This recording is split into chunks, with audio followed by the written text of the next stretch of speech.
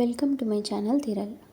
இன்றைக்கி நம்ம ஒரு பாக்ஸ் ஃபோல்ட் பண்ண சாரியை ப்ரீப்ளீட் பண்ண சாரியை எப்படி மறுபடியும் க்ரீசஸ் இல்லாமல் அந்த ஃபோல்டிங் இல்லாமல் பண்ணலான்னு பார்க்கலாம்.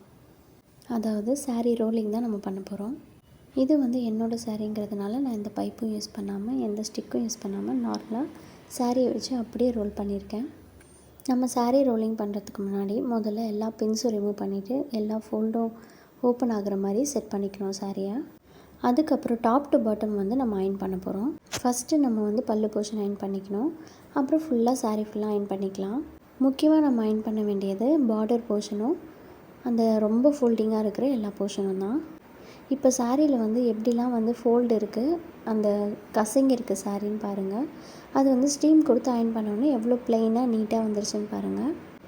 இந்த மாதிரி நம்ம ப்ரீப்ளீட் பண்ண சாரியில் எல்லாமே ஃபோல்டிங் இருக்கும். அது எல்லாத்தையும் ரிமூவ் பண்ணிட்டோன்னா அப்போ நமக்கு நெக்ஸ்ட் வாட்டி யூஸ் பண்ணும்போது நல்லாயிருக்கும்.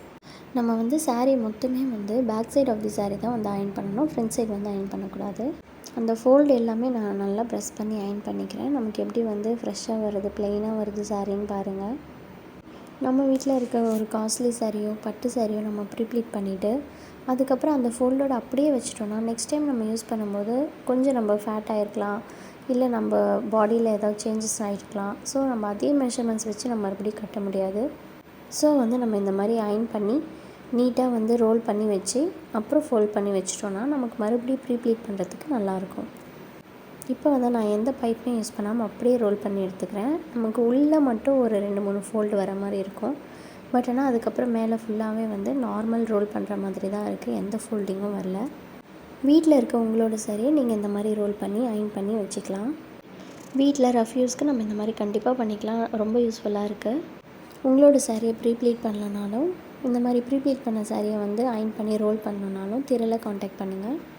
ரோல் பண்ணிவிட்டு நம்ம சேஃப்டி பின் வச்சு லாக் பண்ணிடலாம். அதாவது முந்தானி சைடு லாக் பண்ணிடணும்.